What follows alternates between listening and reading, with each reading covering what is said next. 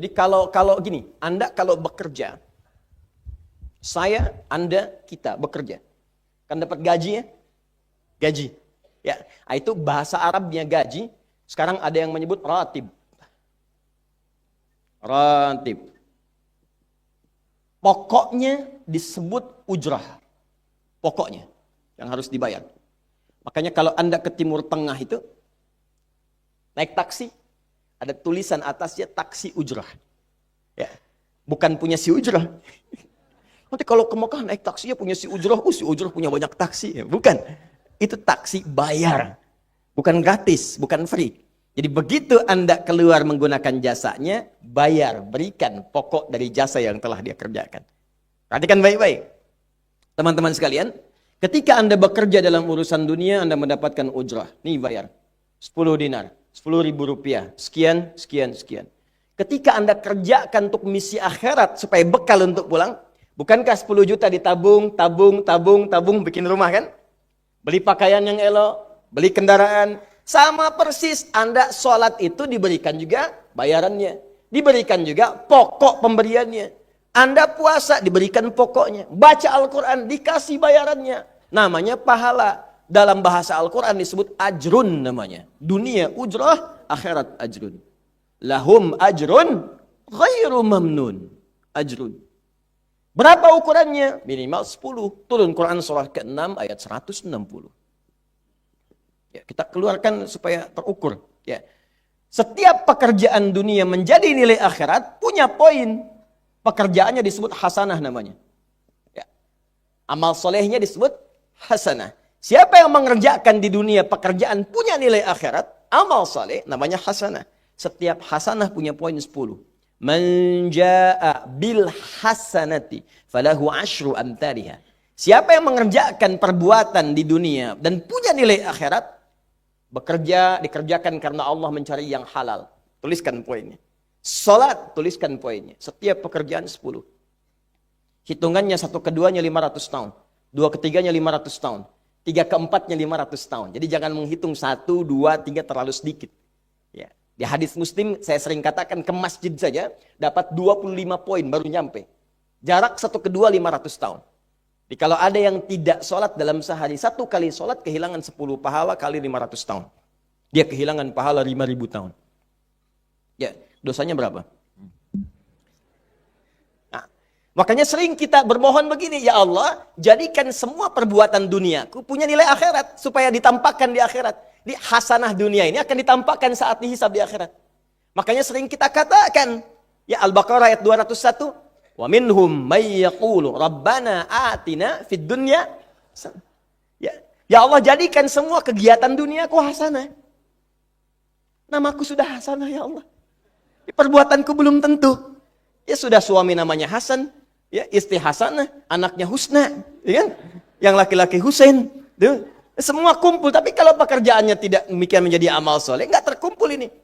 Ya, dan akhirat pun nampakkan lagi hasanahnya. Maka diteruskan ayatnya, wa fil akhirati hasanah. Makanya saat di akhirat itu ditampakkan, famay ya'mal mithqala dzarratin khairan yarah. Ya, makanya kalau mau mithqal, yang khairan yarah. Jangan yang syarran yarah. Ya, pada yang baik-baik, miskol tahajud, miskol untuk baca Quran, ya, miskol untuk bisa tilawah, miskol untuk mengingatkan puasa sunnah, itu khairan yarah. Ya, miskol pada yang tidak bagus, tinggalkan itu syarran yarah. Ini balik sini.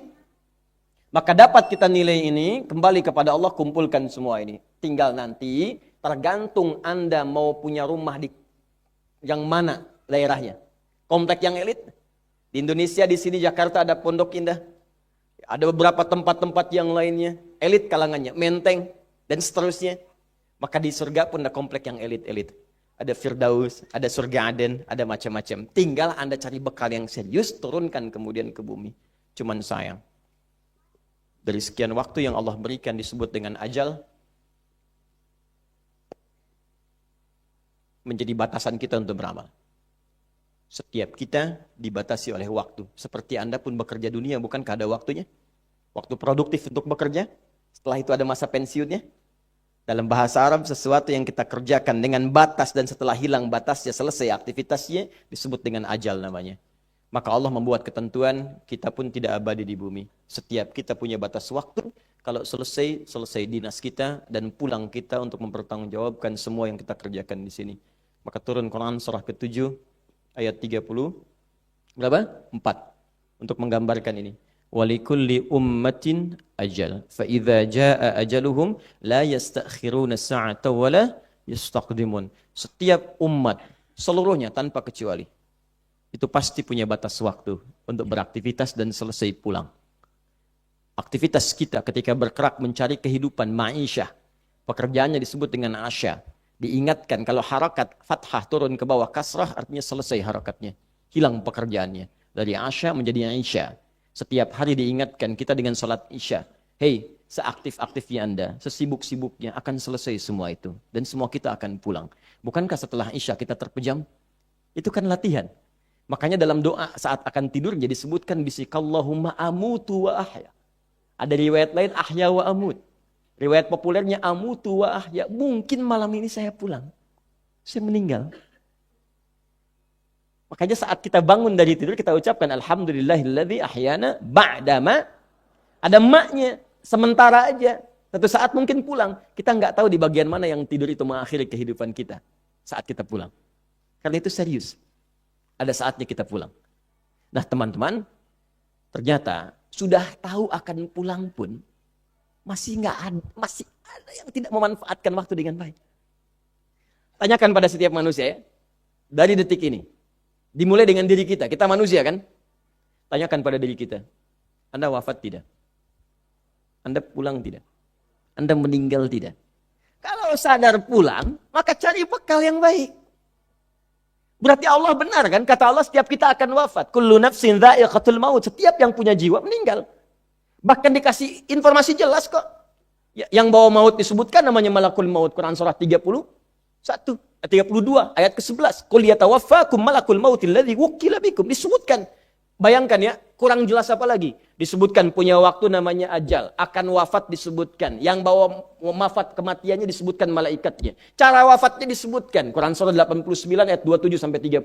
Ya ayyatuhan nafsul mutmainnah. Itu yang tenang. Yang dahsyat dipukulin malaikat juga ada. Ya, Quran surah 8 ayat 50 itu ada. Sambil dipukulin malaikat. Ya. Maaf teman-teman sekalian. Ini sudah jelas semuanya. Jadi aneh manusia itu. Sudah tahu akan meninggal. Tahu ada kenikmatan, ada siksaan. Tahu ada surga, ada neraka. Tahu ada kenikmatan kubur, ada siksa kubur. Kenapa masih main-main juga? Kenapa nggak dimanfaatkan? Dan dia tahu ada yang menyolatkan, ada yang disolatkan. Apa nggak sempat terfikir ketika Anda wafat, siapa yang menyolatkan? Bukankah yang paling indah yang menyolatkan? Orang yang selama ini kita rawat. Anak yang pernah dikandung, diberikan ASI, dirawat-rawat. Anda menyiapkan apa gitu? Kita menyiapkan apa? Sayang-sayang investasi keluar banyak ketika wafat gak bisa berlaku apapun. Bahkan ada yang sebelum wafat pun sudah dibuang dari keluarganya. Waliyadzubillah. Nah, sekarang dari sekian kegiatan aktivitas kita, berapa yang sudah punya nilai di mata Allah menjadi amal saleh? Sekarang kita ukur. Ya, sekarang kita ukur. Pelan-pelan sebentar ya. Ini rata-rata usia berapa tahun? Oh, baik. 40 tahun ke atas ya. Ya. Walaupun atasnya mungkin agak banyak. Atas gitu ya. Bagian. Nggak apa-apa. Fokus sini ya. Edisi kali ini fokus saja. Biarkan saya yang datang, terangkan, tulis, hapus. Ya. Antum simak aja lah. Simak, tulis dengan baik. Mau ketawa-ketawa, sudah masuk surga. Alhamdulillah. Udah cukup dengan amin. Lihat dulu. Ini saya sering sampaikan. Ini kita kasih batas standar di Al-Quran aja lah. 40 tahun misalnya. Ya, standar keseriusan beraktivitas. Ya, lihat sini. Konon dalam sebuah penelitian sederhana, manusia itu kalau dihitung-hitung aktivitasnya setengah dari usianya, itu umumnya, walau tidak semuanya, teralokasikan untuk tidur. Beristirahat, tidur. Dari mulai lahir, bayi kecil, tidur, dewasa beraktivitas, tidur siang, tidur malam, tidur macam-macam, tidur kecapean, tidur ngantuk, tidur lelah, tidur segala rupa, tidur. Setengah dari usia. Jadi kalau 40 tahun, tidurnya berapa tahun? 20 tahun. Baik. Sisanya beraktivitas, ya, nah itu berapa tahun? 20 tahun. Jadi di sini kalau kita hitung, ya kalau beriman, alhamdulillah kita sholatnya, puasanya, baca Qur'annya, tapi juga kerjanya, tertawanya, candanya, macam-macamnya, 20 tahun. Dari 20 tahun ini, berapa yang jadi aktivitas ibadah? Yang jadi ibadah berapa? Jangan terlalu pesimis, ya ambil 10 tahun misalnya. 10 tahun ibadah. Nah, jadi di sini adalah sholatnya, baca Qur'annya, puasanya, dan sebagainya, sedekahnya, infaknya. Apakah semua ibadah itu langsung diterima? Belum tentu. Syaratnya ikhlas. Wa ma umiru illa liya'budullaha mukhlishina lahuddin. Quran surah 98 ayat 5. Pertanyaannya, dari ibadah yang kurang lebih 10 tahun ini, berapa tahun yang ikhlas? Ya, ambillah tengah-tengahnya 5 misalnya kan. 5 tahun. Ini yang ikhlas, insya Allah. Yang ikhlas kurang lebih 5 tahun. Jadi usia 40 tahun ini, yang produktif amalan yang kurang lebih harapan kita diterima oleh Allah insya Allah 5 tahun. Dosanya berapa tahun?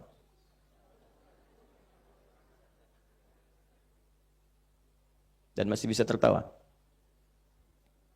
Dan masih mengharap surga. Masih ingin ke surga Firdaus. Masih ingin mendapatkan segala hal yang istimewa. Sementara kita sadar. Gini, caranya begini. Coba ucapkan dengan kalimat yang lantang bahwa Anda tak punya dosa. Kalau tak mampu, berarti punya dosa. Ya. Ucapkan Anda sudah siap ke surga. Kalau tak mampu, amalnya masih kurang. Jadi kalau sudah merasa amal masih kurang, dosa banyak, terus masih main-main juga. Sudah tahu usia sudah di atas ini, ada yang 50, 60 tahu, waktunya sedikit. Yang kemarin-kemarin banyak yang sia-sia. Jadi kalau yang kemarin-kemarin kurang, masa sisanya masih dikurangi juga? Anda 40 tahun, 50 tahun, 60 tahun. Sekarang anak 4, 5 tahun, bahkan matanya buta, ada laki-laki, ada perempuan, sudah jadi penghafal Quran. 5 tahun hafal Quran. Belum baligh. Dan berharap punya bekal di hadapan Allah. Kemarin sahabat saya, Syekh Ali Jabir, ya, datang ke Bekasi. Cerita tentang Kaila, anak 5 tahun, mata buta. Murajaah hafalan Quran sehari 5-7 juz. Dikatakan oleh beliau, Kaila, apa enggak capek terlalu banyak? Kamu kan punya uzur di hadapan Allah. Allah Maha memahami keadaan kamu. Apa enggak lelah? Saya malu justru kepada Allah kalau kurang daripada itu. Anak 5 tahun mengulang hafalan Quran setiap hari 5-7 juz. Dan malu kalau kurang di bawah itu sebagai bekal untuk menghadap Allah. Anda diberikan kesempatan sampai lebih daripada 50 tahun. Lebih daripada 40 tahun. Lebih daripada 20 tahun. Dan sampai kesempatan itu, sampai hari ini pun untuk baca pun belum punya waktu. Dan Anda mengharap surga, Anda siapa? Tapi Allah punya sifat rahim. Di antara sekian jeda kehidupan kita, diturunkanlah curahan sepercik rahmatnya yang turun ke dunia untuk menggugurkan masa lalu yang telah mungkin kelam sebelumnya kita lewati, yang tidak punya nilai amal soleh di hadapan Allah Subhanahu wa Ta'ala. Maka diturunkanlah momen-momen tertentu untuk menghilangkan semua dosa-dosa yang pernah dikerjakan selama hidup dan menaikkan kualitas amalan sehingga mengumpulkan amalan dengan pahala yang besar yang bisa menutupi hal-hal yang kurang di masa lalu. Di antara momen istimewa itu ada yang berbentuk waktu, ada yang berupa tempat, ada yang berarti momentum dan keadaan. Saya ingin masuk pada yang ini. Di antaranya Allah turunkan waktu-waktu istimewa yang saat kita berhadapan dengan waktu itu ada peluang semua dosa kita digugurkan oleh Allah Subhanahu wa Ta'ala dan amal soleh dinaikkan statusnya sehingga pahalanya berlipat dari hari-hari biasanya. Di antara waktu mulia itu ada yang sekarang kita tengah berada di dalamnya dan tidak setiap orang bisa mendapati bagian dari yang istimewa itu. Itu yang bisa menggugurkan dosa-dosa di masa lalu. Salah lihat, salah dengar, salah berfikiran, prasangka yang buruk, melangkah pada yang tidak tepat, sering menzalimi bahkan pada diri pribadi, maka gugur semua itu di waktu-waktu yang istimewa ini. Di antara sekian waktu yang istimewa bukan hanya Ramadan, bukan hanya sepertiga dari akhir malam, tapi ada waktu-waktu yang langsung disebutkan oleh Allah, saking istimewanya turun satu ayat untuk mengabarkan beritanya. Saking pentingnya ayat ini, bahkan dulu orang-orang jahiliyah pun mereka menghindari perbuatan-perbuatan buruk selama di bulan-bulan ini. Di sejahiliyah-jahiliyahnya mereka, kalau muncul waktu ini, mereka berhenti dari perbuatan-perbuatan buruknya. Ya. Apakah waktu itu?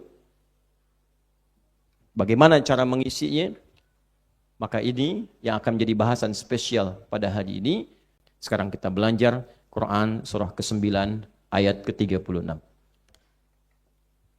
Saya saking seriusnya sampai mengumpulkan referensi-referensi yang kemudian saya kumpulkan sebelum berangkat, sudah saya print. Ini ada 5 lembar.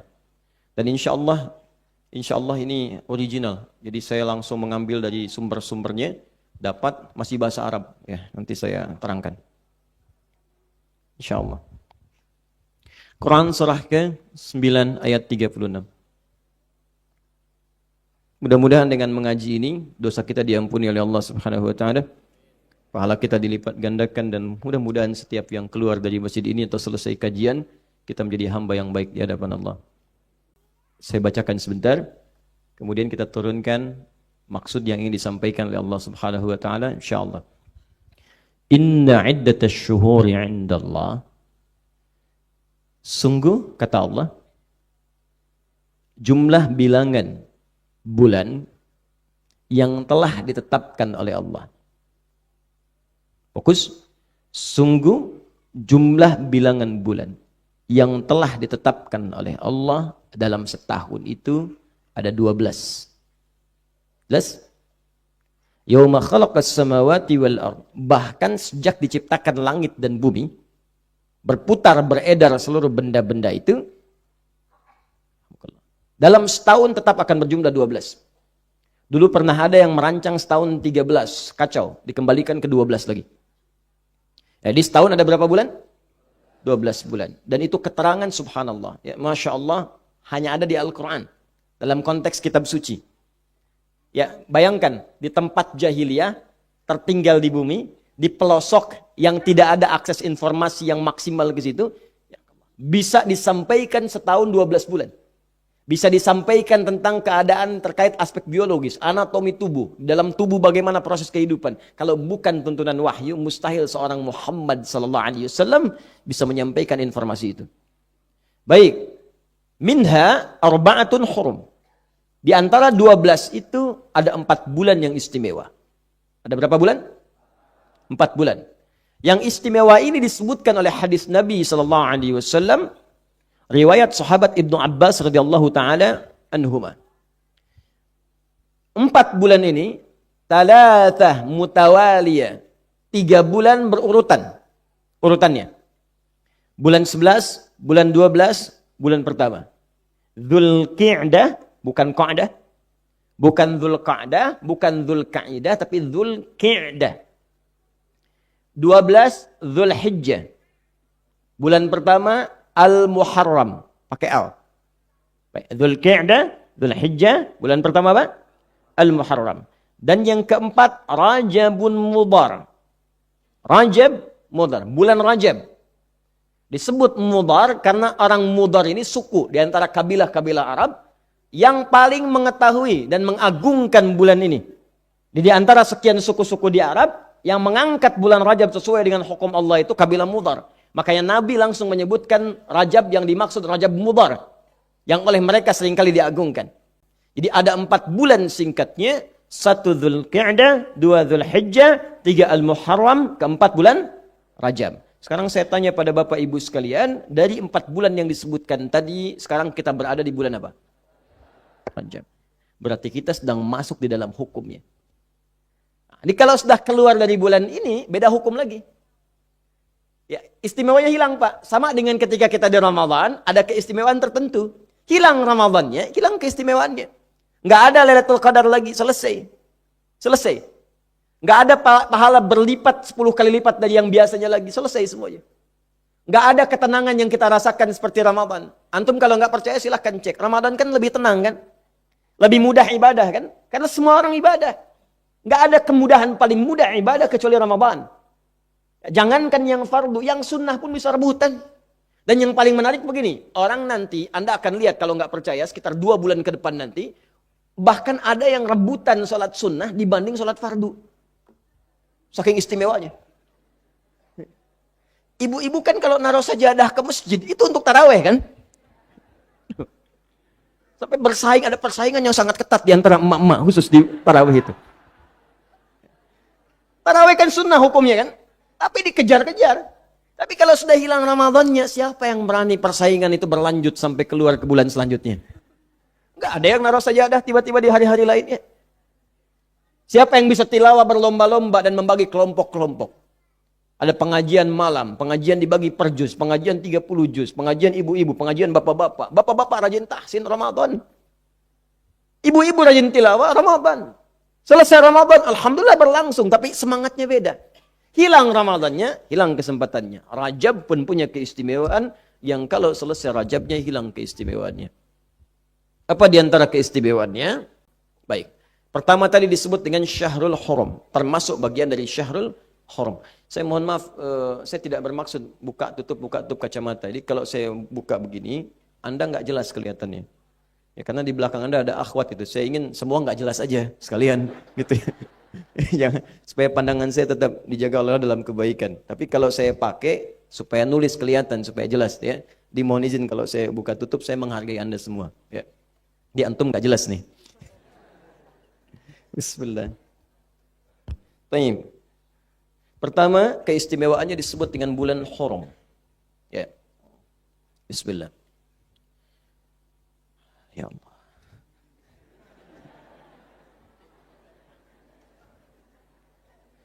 Semoga Engkau berikan hidayah pada sebagian hamba-hamba.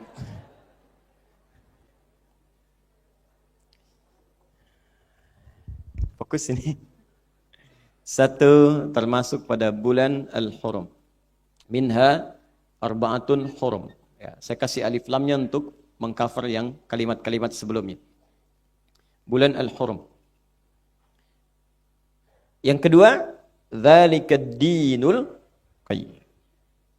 Ad-dinul qayyim. Wah, Allahu akbar. Tiga, fala tadhlimu fihinna anfusakum. Pakai fa lagi. Fala tadhlimu fihinna anfusakum.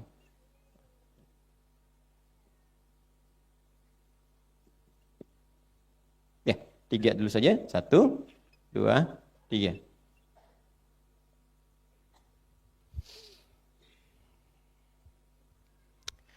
Ada hurum, ada haram, ada muharram. Ada muhrim, ada mahram. Itu beda. Jelas? Belum saya terangkan. Haram itu hukumnya. Tahrim kalau di usul fiqih. Haram itu hukumnya. Makanya Anda sering mengatakan, apa hukumnya berdusta? Haram. Apa hukumnya mencuri? Haram. Apa hukumnya khamar? Haram. Apa hukumnya hoax? Haram. Apa hukumnya jadi buzzer? Haram. Ya? Apa hukumnya mengadu domba? Haram. Haram, haram, haram. Perbuatannya disebut muharram. Perbuatannya yang diharamkan. Mabuk muharram, perbuatannya. Mencuri perbuatannya muharram. Waktu meninggalkan segala yang diharamkan tambah alif lam. Al-muharram. Ya. Jadi kalau Anda mau hijrah, cara mulai hijrah, tinggalkan segala yang dilarang oleh Allah Subhanahu wa taala. Yang disebutkan dalam hadis Al-Bukhari di Kitabul Iman. Ya, tinggalkan. Ya, wal hijratu, ya, sedangkan hijrah itu, ya, man hajara amma nahallahu anhu. Yaitu orang yang mampu meninggalkan semua yang dilarang oleh Allah. Karena itu tahun hijrah itu dimulai dengan bulan Al-Muharram. Kalau pengen hijrah, sederhana. Tinggalkan semua yang dilarang oleh Allah Subhanahu wa taala. Karena itu dari ujung kepala sampai ujung kaki dicek apa yang sering dikerjakan oleh tubuh kita yang kira-kira dilarang Allah. Mata larangannya apa? Telinga larangannya apa? Mulut apa? Sampai ke ujung kaki. Gak usah yang jauh-jauh dulu. Diri kita aja dulu yang diciptakan oleh Allah. Kalau sudah bisa meninggalkan itu, itulah esensi hijrah. Itu real hijrah itu. Jadi kalau diri kita sudah baik, yang lainnya akan baik semua. Ya, kaki melangkah pada yang kurang baik, tinggalkan. Jadi kalau sudah meninggalkan yang tidak baik, tinggal melangkah pada yang baik-baik. Ujung-ujungnya bekerja pasti di tempat yang baik. Lisan tinggalkan yang tidak baik. Ujung-ujungnya pasti berkata yang baik. Kalau sudah diri kita baik, pasti pakaiannya baik, makanannya baik, rumahnya baik, keluarga baik, sudah otomatis. Tidak usah jauh-jauh. Ya, jadi Anda jangan jauh-jauh dulu nih ke pekerjaan, ke pakaian. Tubuh kita dulu aja. Sebab tubuh ini pengguna yang paling efektif. Ini kan pengguna tubuh kita ini. Jadi kalau kitanya sudah baik, maka semua yang terkait dengan kita akan baik semua. Semuanya. Nah, itu al-muharram. Baik, dari sini kemudian teman-teman sekalian,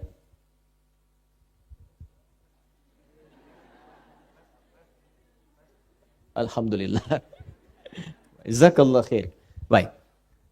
Al-Muharram. Kemudian ada muhrim. Ya, muhrim.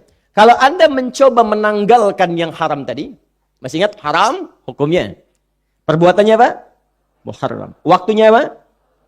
Lalu Anda ingin mencoba meninggalkan yang haram-haram tadi, maka tambahkan hamzah di depan awal kalimatnya. Dari kata harama jadi ahrama, yuhrimu, ihraman. Ya, ihram meninggalkan semua yang diharamkan oleh Allah Subhanahu wa taala. Makanya bagi orang umrah ataupun haji dilatih dia untuk menanggalkan semua yang haram-haram. Dengan mengenakan pakaian ihram itu, maka yang dilarang itu ditinggalkan.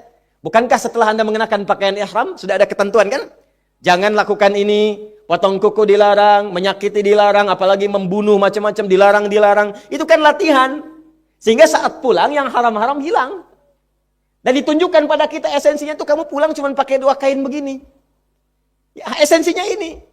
Jangan berlebihan dalam hidup. Berpakaian jangan berlebihan. Jangan semua yang diinginkan mesti dibeli, dipakai enggak. Untuk ibadah enggak ada. Jangan berlebihan di kendaraan. Karena saat pulang kendaraan kita tuh cuma jenazah diangkut tuh. Di keranda. Itu pun enggak ikut. Jangan berlebihan. Kalau bermanfaat silahkan. Syukur nikmat pakai. Untuk menunjukkan nikmat kita di hadapan Allah. Dan cari surga dengan harta. Itu yang dimaksud Quran surah ke-28 ayat 77. Ya, wabtaghi fima atakallahu daral akhirah. Hei, ada di antaramu yang dititipkan oleh Allah berupa harta benda untuk ibadah. Karena yang orang yang Anda sebut miskin itu sebetulnya dia kaya. Karena passion dia ibadahnya dengan tenaganya. Dia tahajud tiap malam. Bisa azan di masjid. Makanya sahabat Nabi itu dia sesuai passionnya itu yang dia ikuti. Bukan nggak bisa, dia sudah pilih. Ada yang dengan tenaga, ilmu dengan harta. Yang dengan ilmu Ali bin Abi Thalib radhiyallahu wajah. Sahabat Abu Hurairah radhiyallahu taala anhu dengan ilmu. Yang dengan harta Utsman bin Affan radhiyallahu taala anhu, Abdurrahman bin Auf radhiyallahu taala anhu dengan harta. Bilal dengan tenaga. Ali dah ngambil ilmu. Utsman ngambil harta. Kalau saya masuk ke situ persaingannya menjadi ketat. Saya ambil peluang yang lain, saya dapat surga, tapi pada passion saya, tenaga, azan aja. Kalau dengan azan sudah ke surga, ngapain ke kantor? Ini Bilal itu ya. Tapi kan passionnya beda. Ya, Allahu Akbar, Allahu Akbar. Sampai ketika azan, kata Nabi, aku mendengar terumpah Bilal di surga. Kedengaran, azan, surga. Tuh. Tapi kan gak semua bakat azan. Ya, Allahu Akbar, Allahu Akbar. Langsung ke masjid. Bagus suaranya, tapi kan ada yang nggak seperti itu suaranya. Allahu Akbar, Allahu Akbar. Saya tak, cuman pengen tahu aja siapa yang adzan. Ganti. Nggak ada yang ke masjid. Memang bakatnya bukan di situ. Ada yang bakatnya ngajar, ada yang bakatnya dengan harta, dengan kedudukan. Makanya setiap diberikan passion dalam kehidupan, itu peluang untuk beramal soleh. Sebelum itu hilang. Ini ada yang punya kedudukan, bikin polisi yang baik, kebijakan yang bagus-bagus, jadi amal soleh, jadi pahala itu. Anda jadi pimpinan misalnya di kantor, catat aja kalau Anda muslim, untuk yang muslim sholat berjamaah. Bikin edaran aja. Jangan lihat berapa banyak yang sholat. Yang penting surat keluar. Begitu dikeluarkan tanda tangan Anda, jadi pahala. Setiap ada orang satu sholat, mengalir pahala untuk Anda tanpa dikurangi sedikit pun. Kalau jabatan itu udah hilang, kan nggak bisa lagi tanda tangan. Nggak ada kebijakan lagi. Mumpung masih ada harta, diturunkan ibadah harta. Ada infak, ada sedekah, ada zakat. Itu tuh untuk mencari surga. Silakan, ya, sebelum diganti oleh Allah kepada yang lain. Mumpung masih ada, kalau sudah nggak ada kesempatannya. Jadi bukan buat gaya-gayaan, yang sudah gaya, korun, tenggelam juga. Tenggelam di tanah. Gaya dengan jabatan Firaun, tenggelam di lautan. Yang satu di laut, yang satu di tanah, kena likuifasi, sudah ada. Terus Anda pengen ikutan, jangan bersaing, nggak akan menang. Ya, sudah selesai semua, intelektual keblinger ada, Haman namanya. Sama juga, tenggelam juga. Habis selesai, tinggal sisanya digunakan untuk kita mengambil nilai kebaikan. Itu poinnya. Jadi tinggal kita lihat aja di mana nih. Yang kurang bagus tanggalkan. Itu ihram. Ya, orang yang menggunakan pakaian ihram itu disebut muhrim namanya. Muhrim sedang berihram. Jangan salah. Awas ya, kalau hubungan persaudaraan yang tidak menjadikan dia terkait dengan pernikahan, haram menikah antar itu mahram namanya. Ada muhrim, ada mahram. Tuh, haram sudah, muharram sudah, al-muharram sudah, ihram sudah, muhrim sudah, mahram sudah. Jadi kalau satu mahram nggak boleh terjadi pernikahan. Ini saya tekankan di zaman ini sudah banyak fitnahnya ini. Saya baca berita kemarin ada ibu nikah dengan anak. Allahu Akbar. Kasus-kasus incest ini sekarang udah banyak di Indonesia ini. Mesti hati-hati. Mesti hati-hati. Hubungan kakak dengan adik. Kakak SMA, adik SD. Bisa berhubungan. Allahu Akbar. Allahu Akbar, Allahu Akbar. Hati-hati, hati-hati. Oke, tolong. Aduh ya Allah, gimana caranya? Yang antum nih yang kerja di media-media ini, kalau antum banyak menyiarkan yang buruk-buruk, dosanya banyak antum ini. Kenapa nggak nyiarkan yang baik-baik sih? Ya, saya meminta kepada yang berwenang ini coba sih diperingatkan itu media-media semua itu supaya kalau bisa acara yang baik-baik kan ditonton juga. Kenapa nggak bikin yang baik-baik? Acara yang bagus, bikin cerdas cermat, bikin kuis yang baik-baik, yang muslim begini, yang lain begini, bikin yang bagus-bagus. Ini kan berita tiap hari dibuka pembunuhan, perampokan, ini itu, yang dilihat itu semua, bahkan ada tutorial berbuat maksiat. Aneh gitu, semua bisa diakses. Kenapa nggak kita protek semuanya itu, bikin yang baik-baik aja. Nah, itu kembali kepada kita sekarang. Saya baru baca kemarin teman-teman, ada ibu menikahi anaknya, nikah dengan anaknya di luar tapi bukan di sini. Anda bisa bayangkan, hancur itu. Sudah diingatkan, hasilnya apa? Sudah ada penelitian, akan berpengaruh pada genetikanya, keturunan ke depannya. Nah, saya kembalikan ke awal, kalau satu mahram tidak boleh terjadi pernikahan, mahram. Nah sekarang, kalau Anda kumpulkan nilai-nilai itu, di saat yang sama dilatih kita meninggalkan yang haram-haram. Di saat yang sama kita berlatih untuk mendekat kepada Allah Subhanahu wa taala. Di saat yang sama kita berusaha untuk menjadikan ibadah kita meningkat di hadapan Allah Subhanahu wa taala. Maka jadikan kalimatnya berubah, mengumpulkan semua itu dalam bentuk jamaknya, disebut dengan hurum namanya. Ya. Minha arba'atun hurum. Ada 4 bulan, dia punya jamak dari kata syahrun. Jadi ashur terbatas. Kalau banyak disebut syuhur namanya. Ashur hanya 4 bulan saja yang punya sifat hurum, menjamakkan dari yang tadi. Selain jamak kepada bilangan ashur, menjamakkan fungsi ini. Jadi di bulan itu teman-teman sekalian, ada peluang bagi kita untuk menggugurkan dosa-dosa di hadapan Allah Subhanahu wa taala, seperti orang mengenakan pakaian ihram dilatih saat dia menunaikan umrah atau haji. Jadi di sini bahkan ada yang menyebut Syahrul Rajab, Syahrul Hurum, Syahrullah, bulan khusus yang diistimewakan Allah Subhanahu wa taala. Bulan ini punya potensi untuk menggugurkan dosa-dosa di hadapan Allah.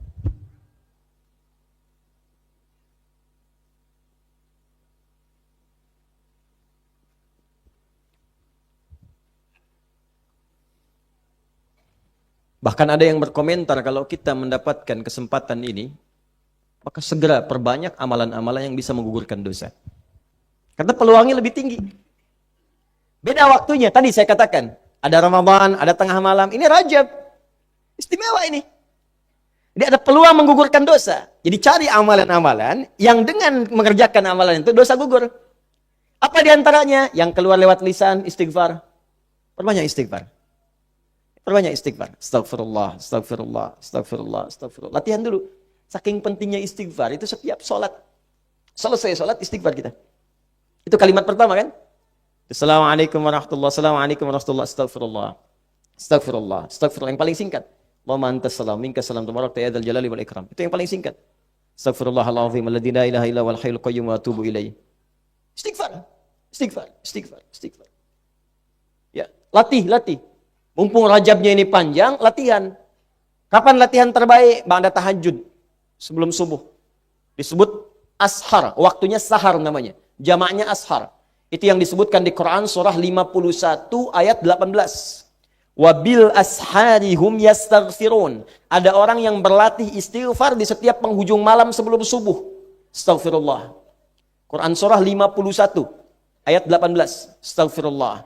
Astaghfirullah. Astaghfirullah. Astagfirullah.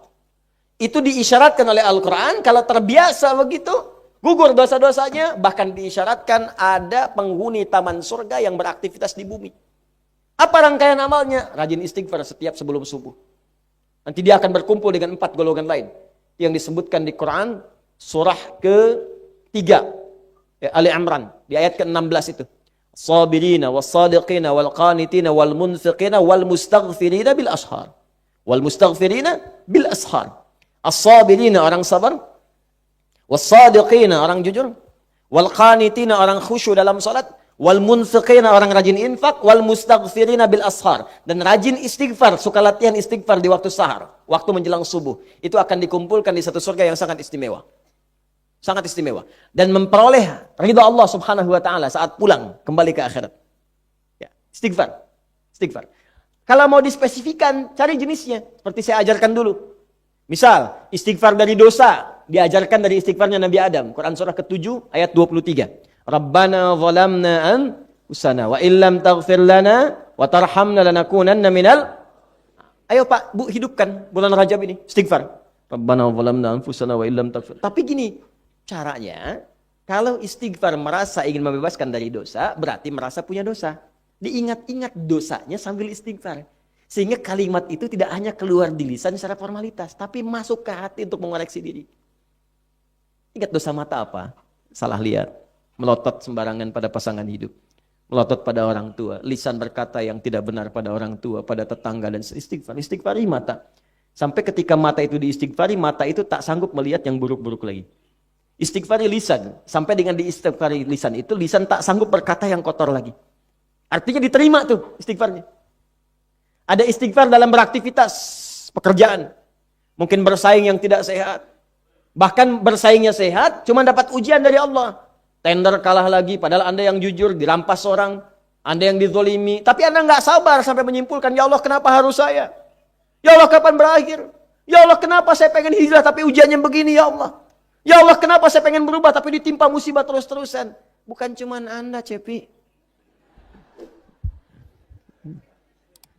Lihat Nabi Yunus. Ya. Nabi Yunus. Dakwah sana sini Nabi Rasul. Dizalimi, dijaili. Disingkirkan, disungkulkan, dilempar ke laut. Ditelanikan paus. Anda seburuk-buruknya, sesempit-sempitnya belum ada yang ditelanikan paus. Kalau nggak ada yang di sini. Sampai masuk ke perut ikan paus. Saya tanya pada Anda, kalau masuk ke perut ikan paus pengap tidak? Pernah. Pengap, gelap, sulit. Ya, tapi apa yang dikerjakan? Nabi Yunus pun pernah dengan kemanusiaannya mengatakan, kapan saya ditolong Allah? Ya. Diabadikan dalam Al-Quran. Surah ke-21 itu. Ayat 87 sampai 88 itu. وَذَنُّونِ إِذْ ذَهَبَ مُغَاضِبًا فَظَنَّ أَن لَّن نَّقْدِرَ عَلَيْهِ. Dan kisah Dhannun Nabi Yunus alaihissalam saat dizalimi banyak orang. Padahal Nabi Rasul dizalimi juga. Wah, bukan cuma kegerahan nyalain kipas angin, dilemparin. Wah. Apa dilempar? Gerah dengan kalimat, gerah dengan ini, gerah dengan itu, enggak capek. Lempar perut ikan paus, ditelan habis. Kenapa?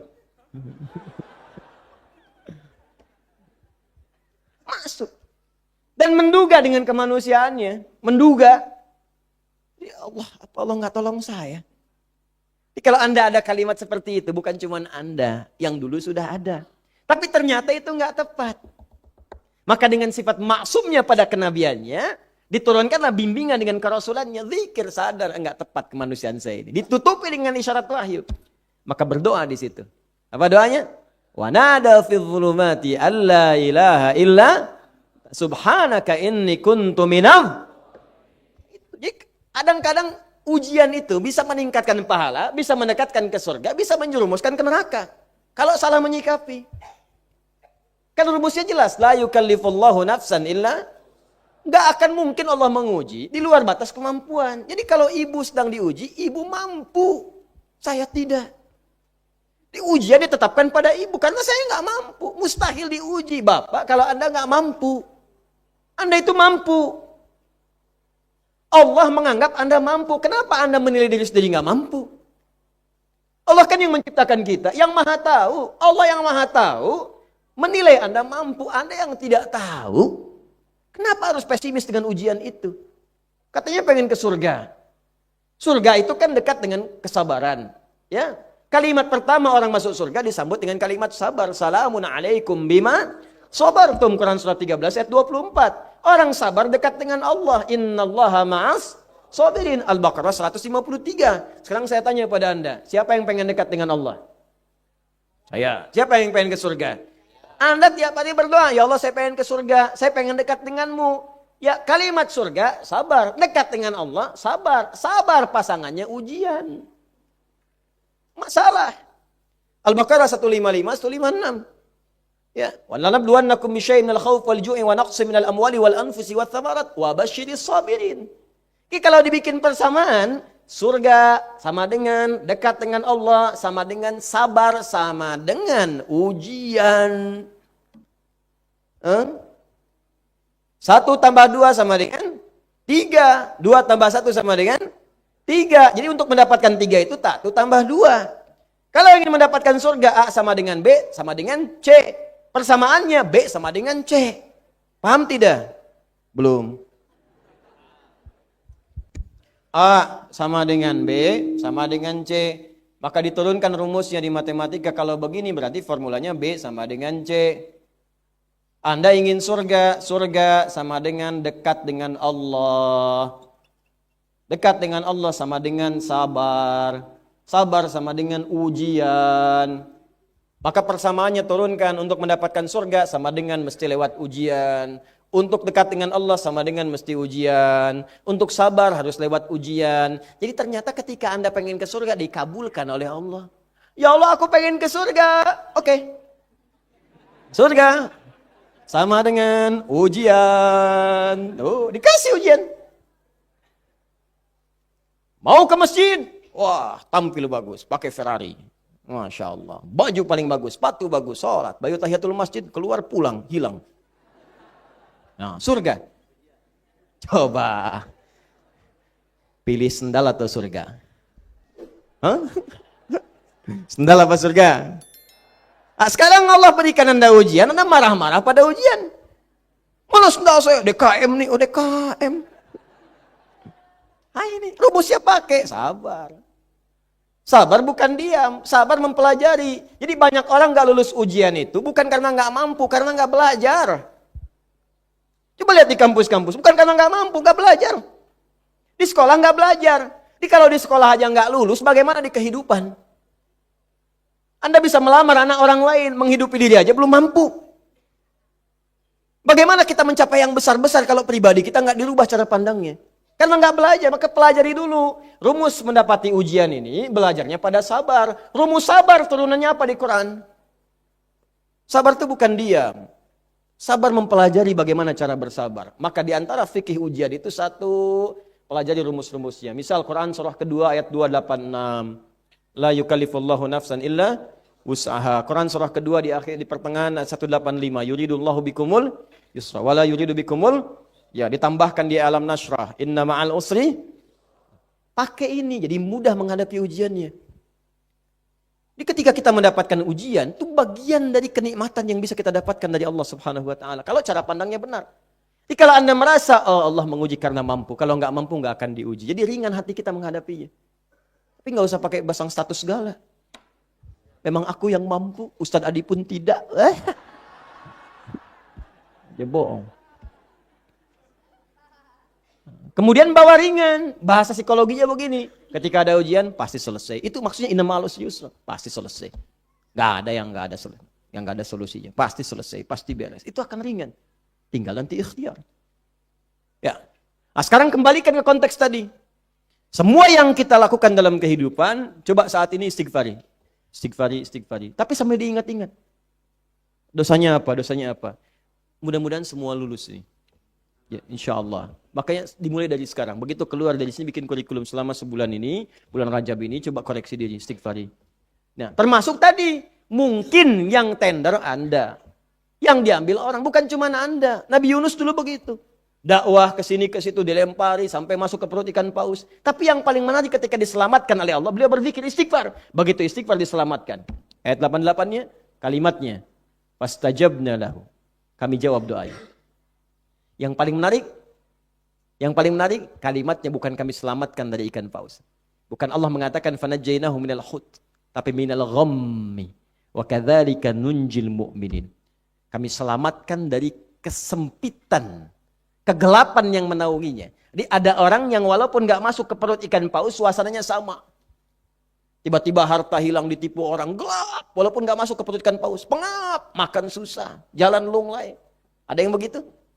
Zikirnya pakai zikirnya. La ilaha illa anta subhanaka inni kuntu minadh dhalimin. La ilaha illa anta subhanaka inni kuntu minadh. Mungkin itu selama ini pekerjaan susah didapatkan. Selama ini sulit bergaul dengan orang karena ada bagian-bagian tubuh kita yang belum selesai. Ya. Zikir ketika sakit ada. Zikirnya Nabi Ayyub alaihissalam. Wa ayyuba idh nada rabbahu anni masani yadhurru wa anta arhamur rahimin. Allahumma anni masani yadhurru wa anta arhamur rahimin. Sekarang musim-musim sakit, corona dan sebagainya. Ada ujian-ujian.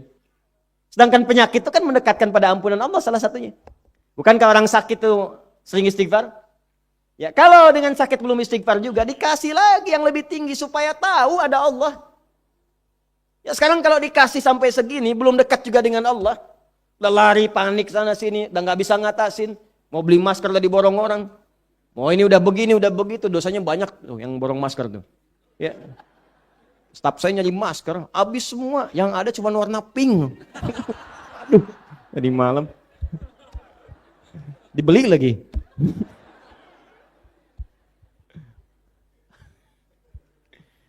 Teman-teman, jadi kalau sudah begitu, coba lihat dunia luar. Kita mungkin masih bisa nyaman sekarang. Ya, masuk WA ke kami itu ada yang teman-teman. Kita doakan yang di Korea, di Jepang, di Cina, di Wuhan sebagainya. Kita doakan. Nah, banyak muslim yang mau Jumatan susah. Mau jamaah nggak boleh. Karena kondisi darurat saat itu. Kita doakan, sabar. Sampai dipaksa menyebut nama Allah. Ayo, istighfar, zikir seperti Nabi Ayub melakukannya. Itu bulan-bulan ini perbaiki diri. Cek-cek lagi hubungan dengan sekitaran. Ya, saya pun tidak malu untuk mengatakan saya minta maaf. Selama ini saya pasti banyak salah kepada semuanya. Dan kalau ada janji-janji atau apa yang belum saya tepati, tolong disampaikan. Saya berusaha untuk menyelesaikan saat-saat ini. Dan saya bulan ini insya Allah siapapun yang punya persoalan dengan saya membuka selebar-lebarnya untuk memaafkan, saya maafkan. Kecuali ada dua golongan yang saya agak sulit bagaimana menyikapinya. Ya karena saya nggak pernah tahu gitu, dan itu dimaafkan bagi diri kita sih bisa terbuka, tapi ada hal yang belum selesai di hadapan Allah. Itu dua golongan. Satu, orang yang menyebut saya pelaku bid'ah. Ini susah ini. Susah. Karena ini agak resikonya tinggi nih, resikonya tinggi. Ya, kalau ada antum datang aja ke saya lah, diselesaikan. Tapi daripada di hari kiamat nanti ada persoalan. Karena bid'ah itu lawannya sunnah.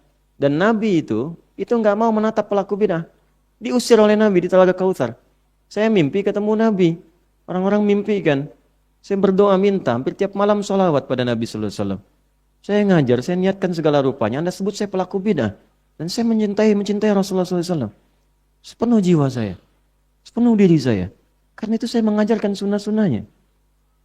Lalu Anda yang tidak tahu menyebutkan hal-hal yang tidak pantas untuk dilakukan. Ya, saya nggak tahu harus apa yang saya lakukan. Saya takut aja suatu saat nanti Anda berkata sesuatu yang tidak tepat. Ya, saya serahkan hisabnya kepada Allah. Yang kedua, orang yang menyebarkan di masyarakat hal-hal yang tidak baik, yang menghambat orang untuk belajar. Saya agak bingung menyikapinya. Karena Allah pun menyebut itu sebagai pelaku paling zalim yang pernah hidup di bumi. Al-Baqarah 114. Wa man azlamu mimman mana'a masajidallahi ayyudhkara fiha ismuh. Siapa orang paling zalim di bumi yang melarang orang-orang itu untuk datang ke masjid untuk belajar berzikir. Karena sebarkan gosip si Adi Hidayat, Ustadz radikal, Adi Hidayat, Ustadz ini, Ustadz itu. Sehingga orang tuh nggak mau belajar. Ketika ada peluang merubah dia, nanti dia tidak mendapatkannya. Karena perilaku Anda di situ, bagaimana Anda berhadapan dengan Allah Subhanahu Wa Taala. Ya, maka kalau belum kenal, kenalan aja datang, kenalan. Ya, datang, tanyakan. Kalau tidak sepakat, tidak harus berselisih. Ya, nggak apa-apa, kita saling menghormati. Kalau sepakat, kita saling mendukung. Jangan sampai perbedaan pendapat menjadikan kita tidak bisa minum teh bersama. Ya, saya mendoakan ke semua, berusaha untuk baik-baik. Dan kalau ada yang kurang baik, tunjukkan pada saya supaya saya rubah. Jangan dibicarakan di belakang. Kalau di belakang saya nggak tahu.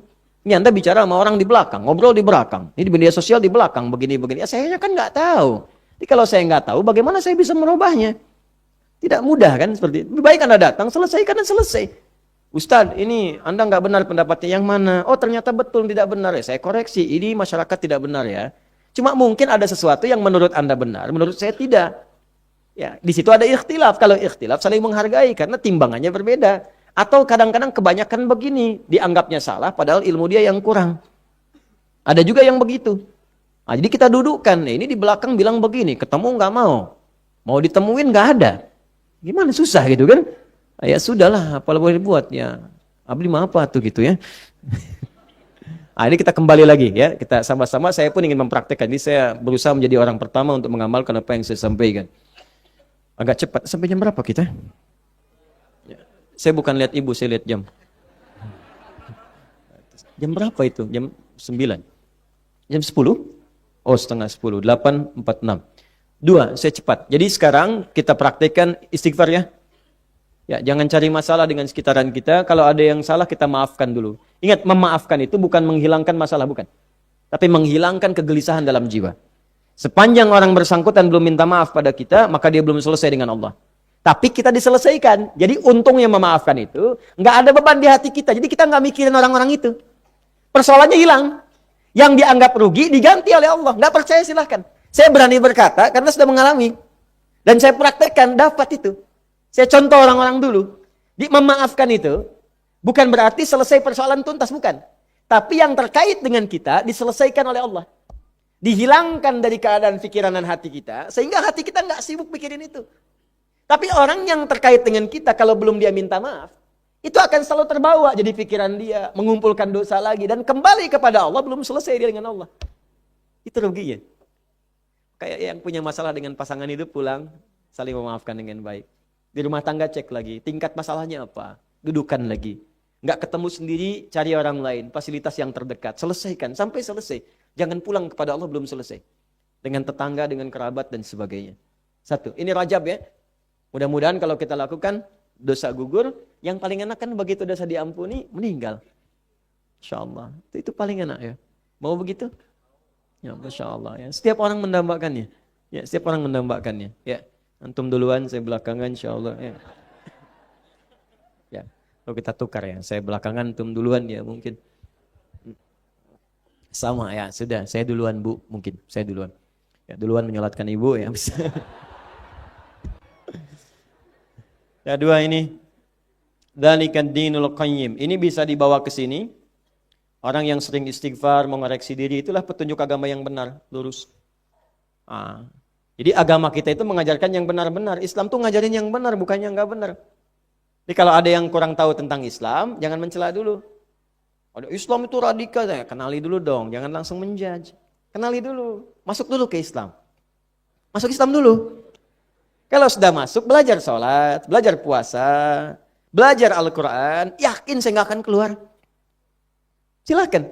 Karena Anda kalau belum tahu apa-apa, kan Anda datang kan, untuk Anda ketahui. Ya kan?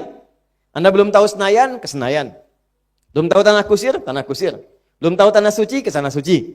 Belum tahu ini, Anda datangi. Anda belum tahu Islam, masuk aja dulu. Ya, kalau belum siap syahadat, ya latihan dulu belajar. Latihan belajar, pahami dalam Islam, sampai Anda bisa menyimpulkan. Kan gini, pendekatan logikanya kan sederhana.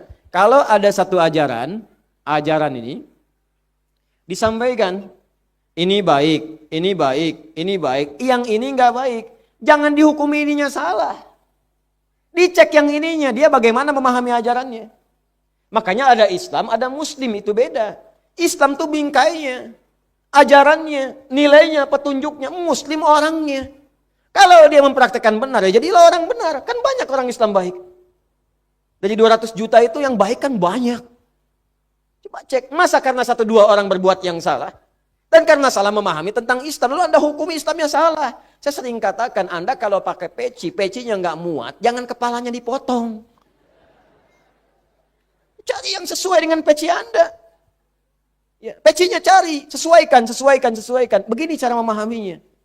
Ini banyak juga berita media yang tidak benar. Media itu aneh-aneh. Yang salah orangnya yang disebutkan Islamnya. Coba ISIS itu, kan singkatannya ke Islamnya. Ya, ISIS itu kan Islam yang disebutkan. Islamic dalam bahasa Inggris itu kan keajaran itu di akhirnya itu. Ke Islamnya bukan orangnya. Perbuatan media tuh begitu tuh. Islam radikal. Jadi Islamnya yang digambarkan radikal. Kalau bisa ke Islam moderat saja, Islam liberal, Islam Muslimnya orangnya. Itu dibuat cara berpikir kita itu seakan-akan nggak benar cara berpikirnya, sehingga menyimpulkannya keliru. Nah, dikata Allah, ad-dinul qayyim, Islam itu ajaran benar. Kalau nggak percaya silakan tunjukkan pada saya dalam referensi keislaman Al-Quran dan hadis sesuatu yang menyimpang bahkan dari nilai-nilai kebaikan. Nggak akan ditemukan. Silahkan cek.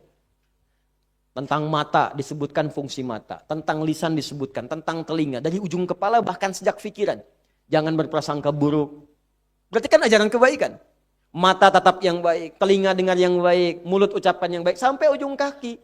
Pelakunya muslim. Ketika mengucapkan yang kotor bukan ajarannya yang salah. Jadi kalau orang Islamnya benar pasti baik. Nggak usah jauh-jauh lah. Orang paling buruk semuka bumi jahiliyah. Makanya disebut jahiliyah. Jahlun itu bodoh, tak kenal baik. Jahilun orangnya. Kalau digabungkan dengan sifat jadi jahiliyah. Perbuatannya ada, orangnya lengkap. Komplit, profesional semua. Pezina profesional, pemabuk lengkap, semua. Tapi ketika datang Islam, dia berubah total semua. Jadi khairu ummah. Yang paling jujur ada, yang paling dermawan ada, semua ada. Sangat menarik gitu. Jadi kalau sekarang kita ingin menjadi bagian dari rujukan ini, satu kata Allah ini, dzalika dinul qayyim, ini rajin mengoreksi diri, bagian dari ajaran agama kita. Makanya kalau orang Islamnya benar, koreksi diri kita sekarang. Lihat. Yang kedua, ada juga kemudian turunan dari ad-dinul qayyim, mengeluarkan kalimat ad-dinnya, maka qayyim menjadi sifat. Kalau jadi umum. Din, contoh, din. Ada padanan din dalam Quran surah ketiga ayat 19. Inna dina indallahil Islam. Kalau kita pakai dzalika merujuk ke sini. Kalau kita pakai kaidah umum di sininya ad-din, inna dina indallahil Islam. Ad-din gini sama dengan al-Islam. Nah, terus buat persamaan lagi. Al-Islam sama dengan apa? Apa? Kalau tidak tahu, katakan wallahu a'lam. Ad-din sama dengan Islam. Islam sama dengan ad-din. Ad-din sama dengan Islam. Islam sama dengan ad-din. Ya. Allah wa rasuluhu a'lam. Tanyakan pada Allah, tanyakan pada Rasulnya. Tanyakan pada Rasulullah SAW. Hadis riwayat Muslim nomor hadis yang ke-8 tentang Islam. Al-Islamu an tashhada an la ilaha illallah wa anna Muhammadar Rasulullah wa tuqimas salat wa tu'tiyaz zakah wa tasuma Ramadan wa tahujjal baita in istata'ta ilaihi sabila. Maka jadi 5 pokok disebut dengan rukun arkanul Islam. 1 syahadat, yang kedua salat, ketiga, keempat, kelima haji dan umrah. Maka kalau dipahami seperti ini, yang kedua Rajab menjadi istimewa karena kita dimotivasi untuk meningkatkan ibadah di pokok-pokok keislaman. Syahadat. Ibadah. Bagaimana ibadah dengan syahadat itu diterjemahkan dalam bentuk ilmu. Belajar tentang ilmunya supaya yakin Allah itu Tuhan kita. Quran surah 47 ayat 19. Fa'lam annahu la ilaha. Cari ilmu supaya mantap la ilaha illallahnya. Jangan dikasih mie instan pindah. Kasih biskuit pindah, kasih sarung pindah. La ilaha illallah. Mie Pak, iya, pindah. Mantap. Bagaimana bisa meyakinkan diri kita? Selesai. Terjemahkan dalam bentuk ibadah ritual supaya dibawa la ilaha illallahnya. Salat. Kan dalam salat kita la ilaha illallah. Asyhadu an la ilaha illallah. Tahiyat kita la ilaha illallah. Salat. Maka salat di Rajab latihan, tingkatkan ibadah. Mulai sekarang keluarkan salat sunnahnya, sunnah-sunnahnya. Latihan salat yang benar. Zakat yang punya kewajiban, turunannya infak, sedekah. Latihan berinfak. Ya, latihan ibadah. Pendapat Ibnu Abbas radhiyallahu taala anhuma diikuti ulama salaf setelahnya sampai ke kita sekarang dan ulama-ulama yang lurus. Al-Qayyim, al-ulama ul-Qayyim, ulama garis lurus, ya. Mereka mengatakan apa kalimat-kalimatnya? Jika ada ketentuan dalam Al-Qur'an pada masuk yang ketiga, kalau dilarang berarti lawannya diutamakan. Dilarang, lawannya diutamakan. Pada bulan Rajab, dilarang berbuat yang haram-haram. Tinggalkan yang haram-haram. Berusaha kita kerjakan. Lawannya yang halal-halal, tingkatkan. Kerjakan. Nah, kalau nanti spesifik dilarang, berarti dosanya 2 kali lipat dari hari-hari sebelumnya. 2 kali lipat. Nah, persamaannya, kalau dosanya 2 kali lipat dari hari sebelumnya, ta'zim, diagungkan, maka pahala pun lawan daripada dosa, itu digandakan dari hari-hari sebelumnya. Maka Rajab punya keistimewaan yang kedua, ketika seorang banyak berbuat amal saleh, maka yang baik-baik tadi pahalanya dilipat gandakan lebih daripada hari-hari sebelumnya. Ya, Allahu a'lam berapa nilainya, tapi kaidah berkata demikian.